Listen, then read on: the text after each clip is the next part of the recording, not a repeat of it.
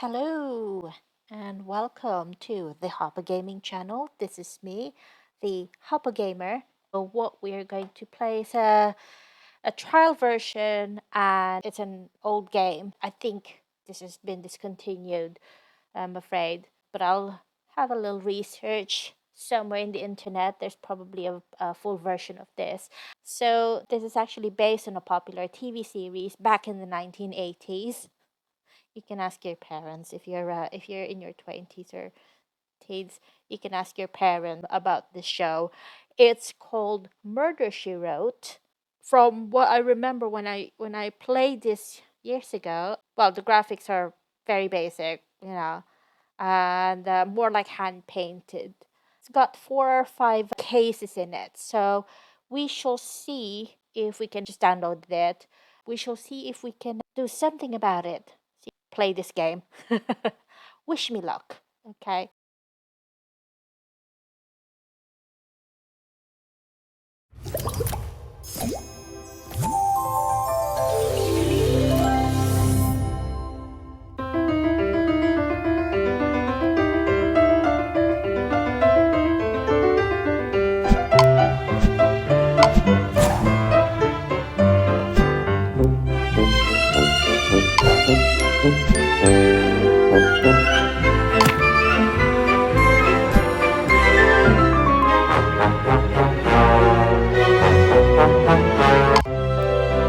Good morning, Jim.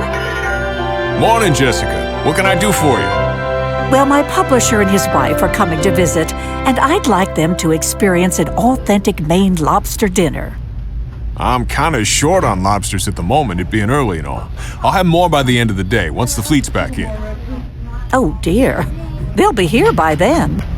Tell you what, Peter Hammond's boat is still tied up at the dock. Why don't you go talk to him? Maybe he'll be able to sell you some straight off the boat. Good idea. Thanks, Jim.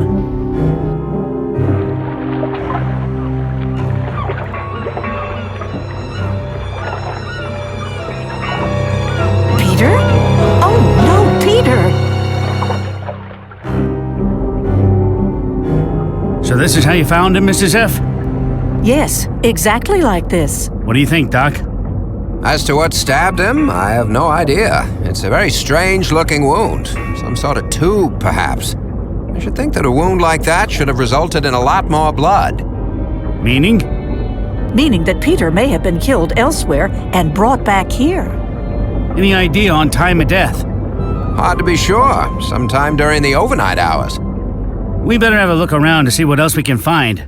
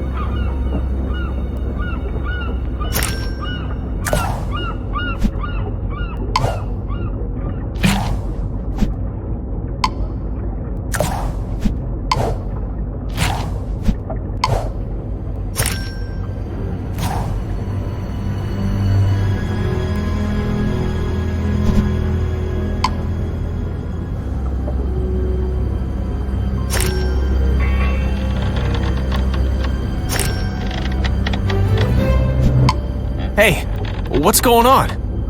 I'm afraid I have some bad news for you, Billy.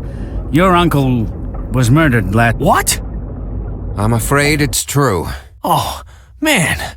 The lobster pound is always the nerve center of the fishing community. We should talk to Jim Price and ask him if he knew about any tensions between Peter and the other lobstermen. And in the meantime, I better call my publisher to postpone his visit. Hey there, Jim. Do you know if anyone had any disagreements with Peter Hammond? First person who comes to mind would be Andy Winters. He wasn't on friendly terms with Peter? More like unfriendly terms. In fact, they were downright hostile to each other. Know where we can find him? Sure, he's got a boat with the buoy and his colors mounted on top of the wheelhouse. I forget the name, but he left a picture of it around here somewhere.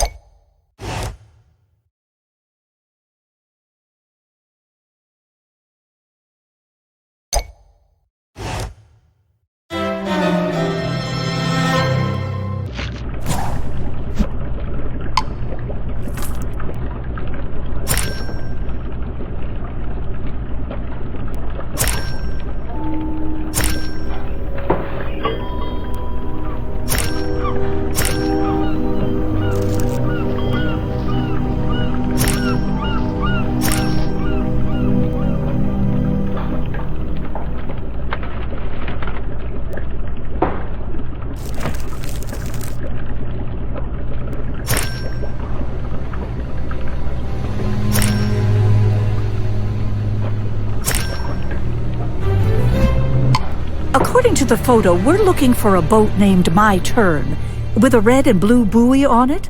I think I recognize the dock. It's not far from here. Hi, Sheriff. Jessica. What's all the excitement over on Peter's boat? Peter was murdered sometime last night, Andy. It was? Yeah, and word has it that you and Peter were not exactly friends. I wouldn't say it was any different than for other fishermen. Mostly name-calling. I'm pretty sure Peter was cutting my traps. Did getting even with Peter involve killing him? Absolutely not. Then you won't mind telling me where you were last night. I was at the Harborside Tavern all evening. Yeah? Can anyone there vouch for you? Well, sure. Had you noticed anything different about Peter? Had he been doing anything new recently? Yeah, he weaseled his way into some sort of cushy research gig with the Marine Research Laboratory. You make it sound as if earning some extra income is somehow cheating. When the rest of us are struggling to catch enough to earn a living, you can't blame us if we resented him, especially since Peter was having a better season than us.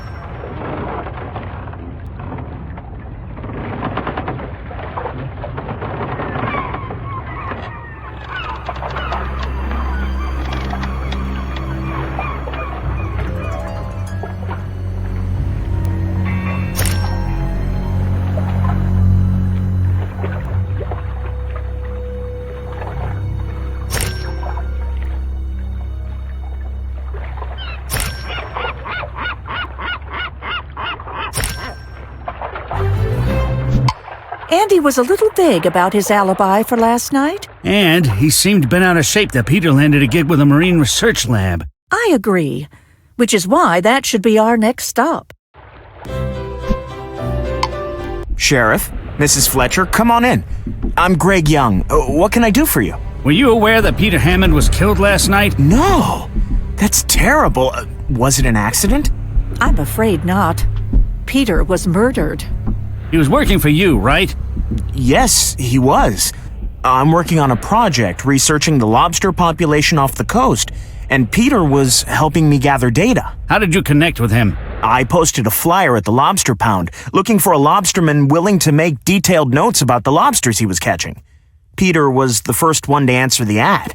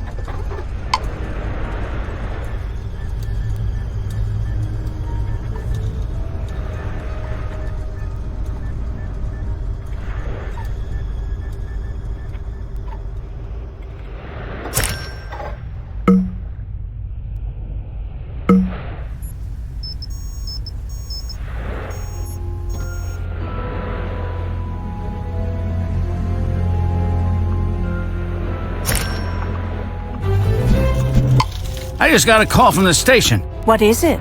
Billy Hammond says there's been a break-in on his uncle's boat. Okay, Billy, what happened here? Some guy broke in here, was poking around the cabin.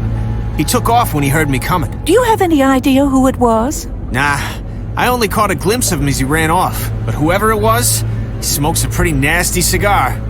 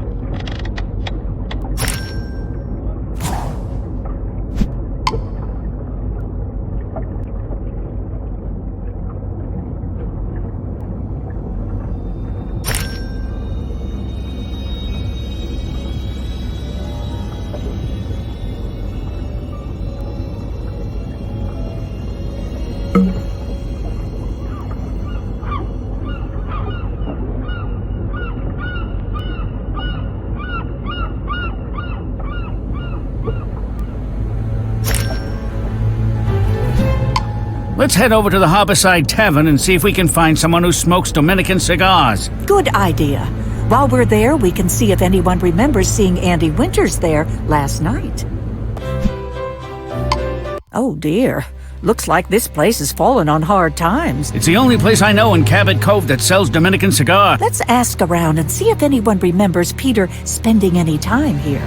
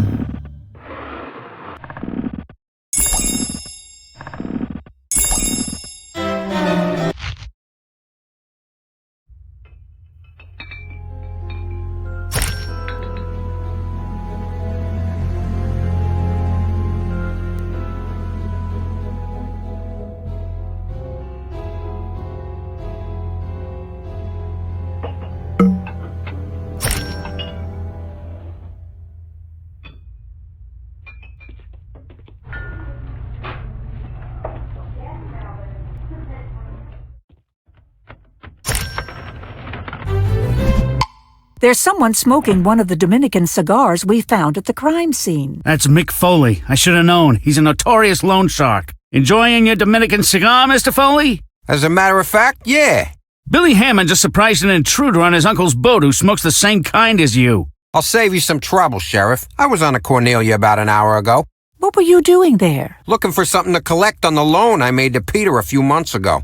And since Peter wasn't very good at keeping up with the payments alive, he sure ain't gonna keep up with him dead. Defaulting on a big loan might be considered a motive for murder. Not for me. Peter was worth more to me alive, as long as he didn't retire. Was he ready for retirement? Nah, but his nephew Billy couldn't wait to get his hands on the Cornelia. He was always trying to convince Peter to retire instead of taking out loans to keep the business going. Do you know why Peter fell behind on his payments? He said the lobsters weren't biting, but I heard through the grapevine he had an ex-wife down in Florida that kept up in the alimony. I see. So where were you last night? Right here, working out the details of a loan with a customer. Andy Winters, apparently, going by this contract I found. What do you think of the deal you offered him? Sorry, I gotta protect my client's confidentiality. Now, if you'll excuse me. So it would seem that Andy was telling the truth about his whereabouts last night. I'm curious what he was planning to use the money for. Let's go talk with him on his boat first thing in the morning. Okay, Andy, we followed up on your alibi at the Harborside Tavern. You met with Mick Foley there to discuss a loan, didn't you? Yeah, I did. With the lobsters getting scarce, I needed the money to get through the season. Fortunately, I should be able to pay the loan back before long. Why is that? Heard there was a job opening near the docks. Just a little something to do on the side. You mind if we take a look around? Knock yourself out.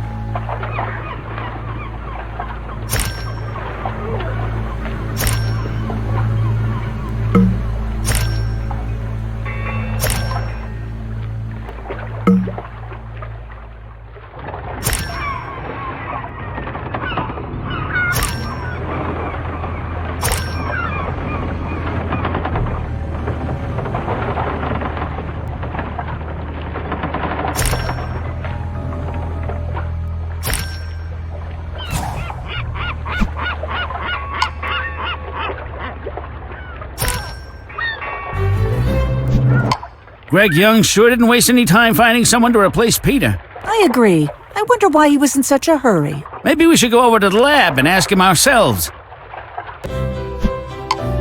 It looks like Andy Winters is your new assistant on your research project. I know that replacing him so fast may seem inappropriate in light of Peter's death, but I had no choice.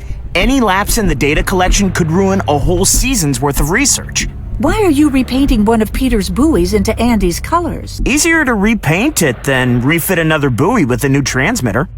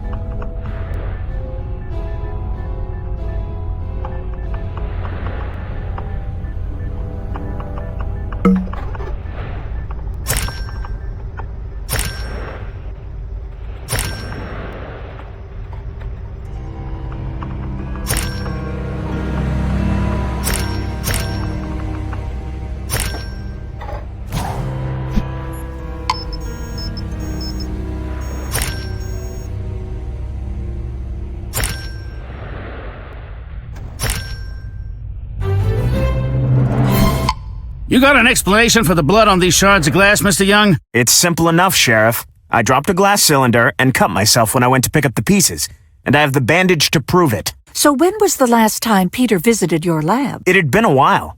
I usually went by his boat to pick up his data. Hope you don't mind, but I need to get back to crunching numbers. Blood on the floor and on a possible murder weapon?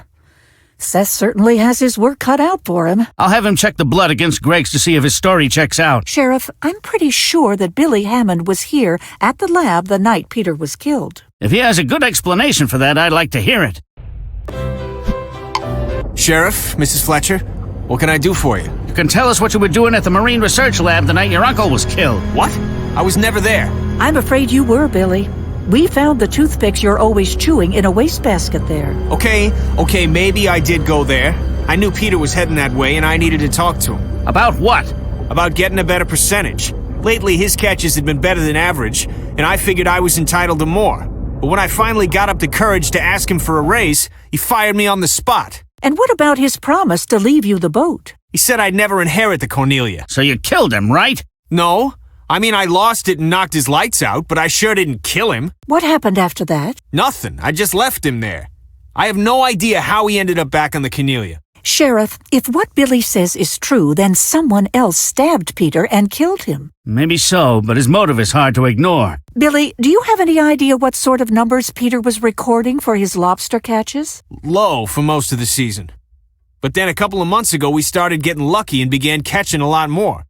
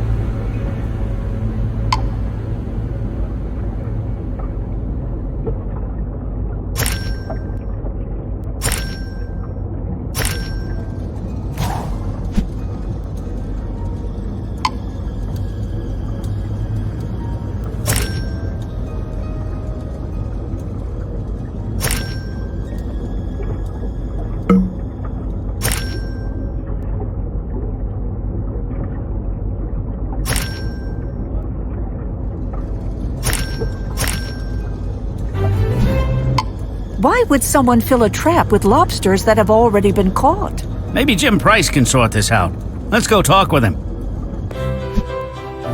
Looks like Jim is out back with some fishermen. Oh, we shouldn't bother him while he's doing business, Sheriff. Let's just take a quick look around the store while we wait.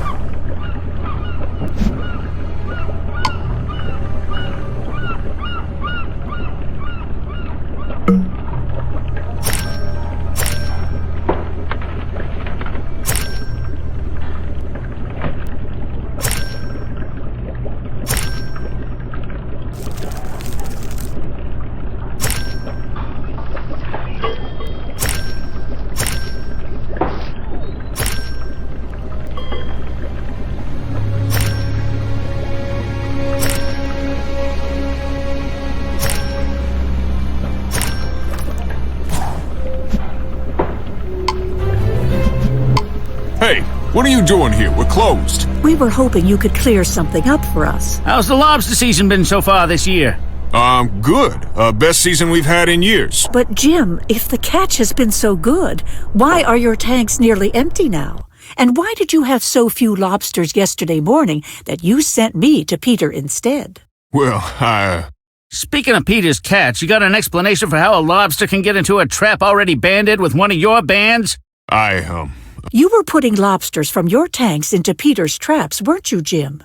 That's why you have that searchlight, to help you find his traps at night. Okay, yeah, I was. It was costing me plenty, too, since I had to buy them back from him once he hauled them in. Why go through all that trouble? Because my business depended on it. Look, if the Marine Research Lab confirms that there are low numbers of lobsters being caught, the government's going to start imposing limits on how many lobsters the guys can bring in. And that, in turn, would limit how many you have available for sale. So you stacked the deck. Well, that's one way to put it, yeah. I went out after dark, hauled Peter's traps, and stocked them with extra lobsters so that the numbers he reported to the lab looked good. Let me guess. Peter caught you tinkering with his gear, threatened to tell Greg you skewed the data, so you killed him. No, Peter was clueless. Besides, Sheriff, if Jim was successfully stacking the deck, then Peter was worth more to him alive than dead. Okay, but don't take any last-minute vacations. Jim couldn't have put those lobsters in Peter's traps by himself. He would have had to have help from someone with a boat. Yeah, and from the evidence we've seen, I bet that it's Andy who's been doing the helping. Tomorrow we'll have another early morning interview with him. Seth called me last night. He said the blood traces on those broken pieces of glass match Peter's blood type and not Greg's. So he was definitely killed at the lab with that broken glassware? It looks that way. Maybe Greg had a motive we haven't figured out yet. Or maybe Andy made a stop at the lab after he left the Harborside Tavern. Or maybe he and Mick are covering for each other because they killed Peter together. Well, we can ask Andy about it right now. His boat is right over there. Oh, dear. Poor Andy. Looks like someone got to him before we did, Mrs. F.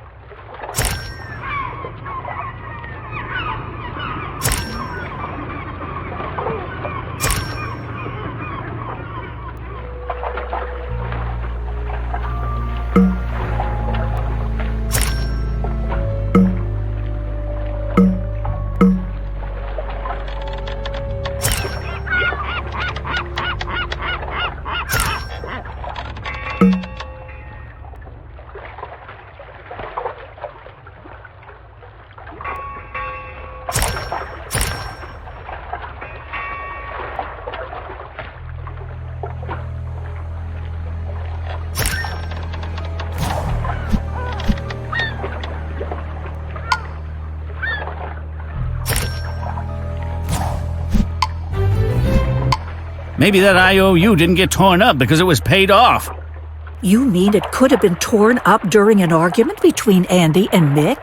That's exactly what I'm thinking. And since Andy's not going to tell us about it, we'll have to get the story from Mick himself. Oh, not the two of you again. Afraid so, Mr. Foley. Another one of your clients was murdered last night. Who? Andy Winters.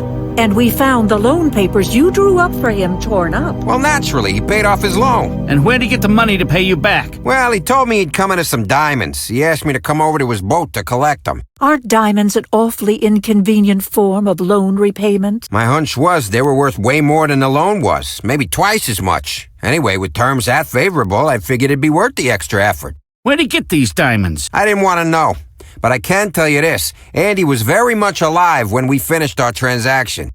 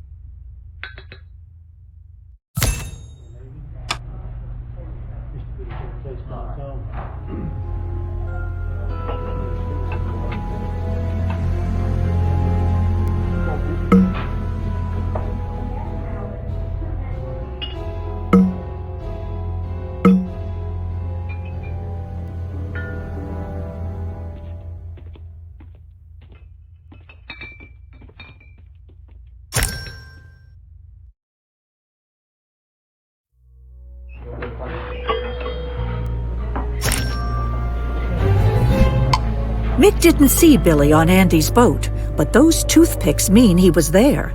Maybe after Mick had left. Yeah, and the boat hook that was used as the murder weapon was Peter's. Who else would have access to it besides his nephew? I don't know, but I hope Billy has a logical explanation for all of this. I didn't kill Andy. I've been nowhere near the my turn. Billy, I'm sorry to say that it's getting very difficult to believe you are innocent in all of this. I'm afraid I'm gonna have to take a look around, Billy. Go ahead. I have nothing to hide.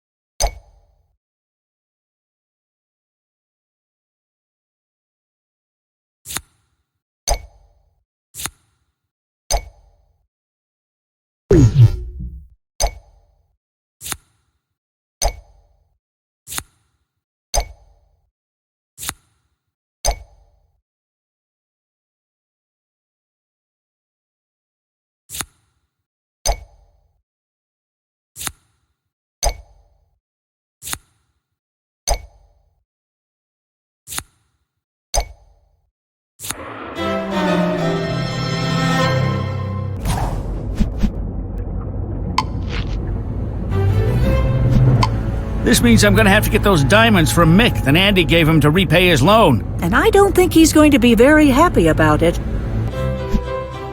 Oh boy, here we go again. Nice to see you again, Mr. Foley. I wish I could say the feeling was mutual. I'm gonna have to ask you to turn those diamonds Andy gave you over to me. Why? Because it's evidence in a murder investigation, that's why. Well, what if I told you I don't have them? What if I've already passed them on to a gemstone dealer? What if I told you you could be arrested as an accessory to murder? Whoa, slow down. Let me gather them up here.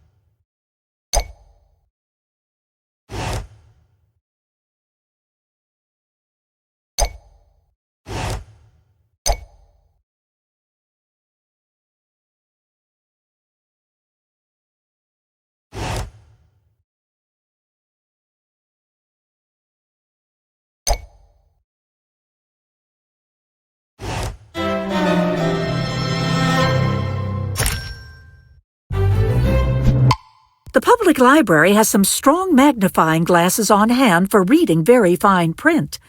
We should be able to use one to look for identifying marks on these diamonds. Then let's get going. Where do you suppose they would keep the magnifying glasses around here? This place looks like it's been hit by a hurricane. Well, it's just nice to see that our local library is getting a lot of good use. Certainly not going to make our job any easier.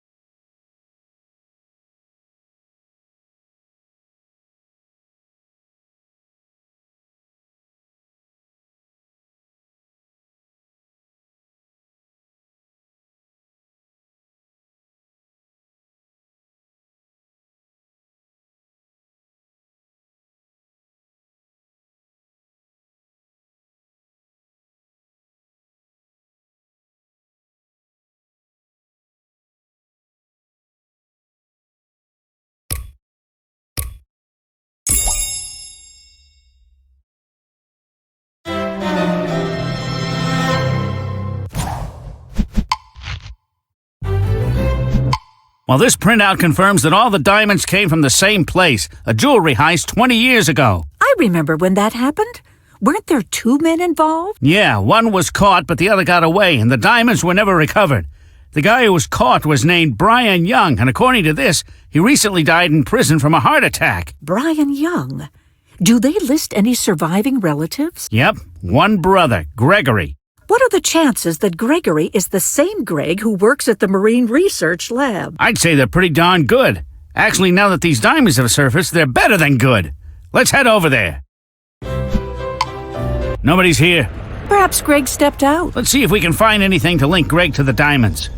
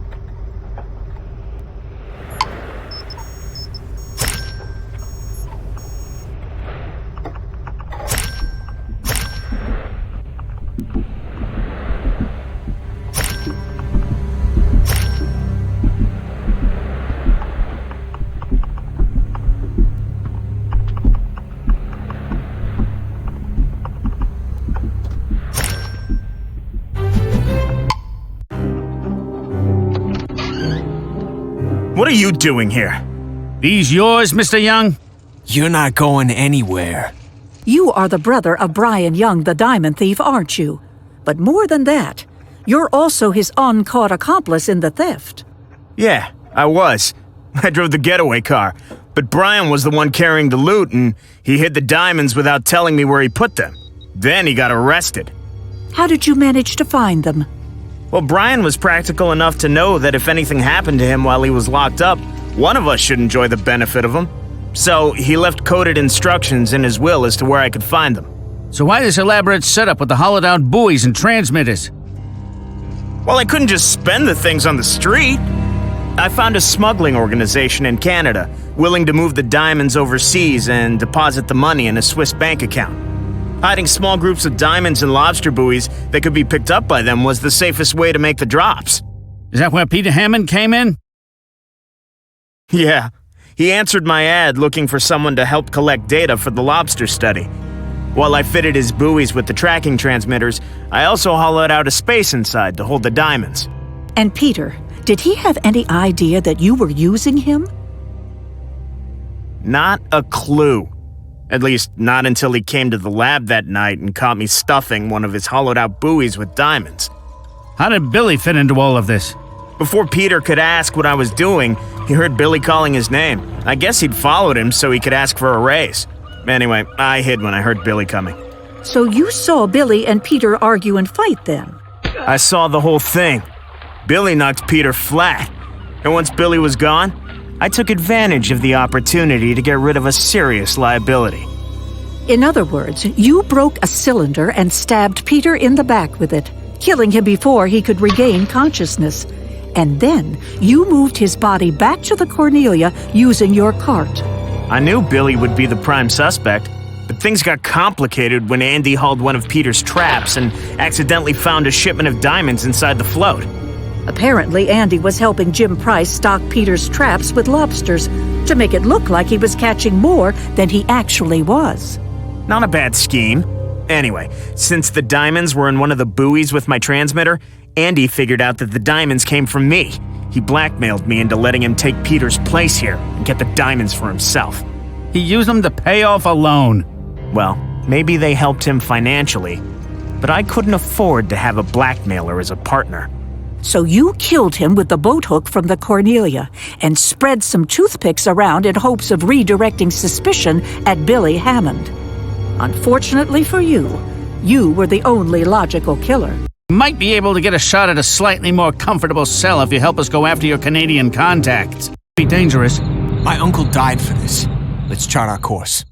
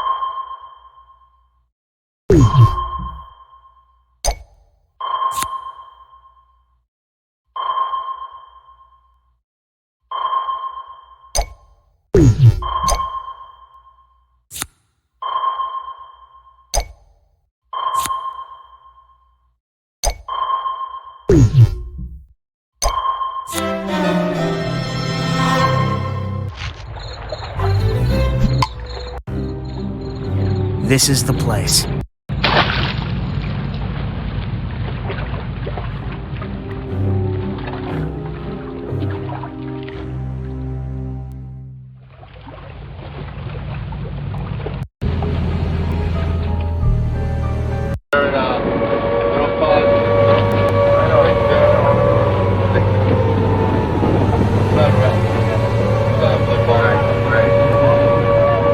Keep your hands where we can see them. You are under arrest for the illegal trafficking of stolen property. You did a good job, Billy. Your uncle would have been proud.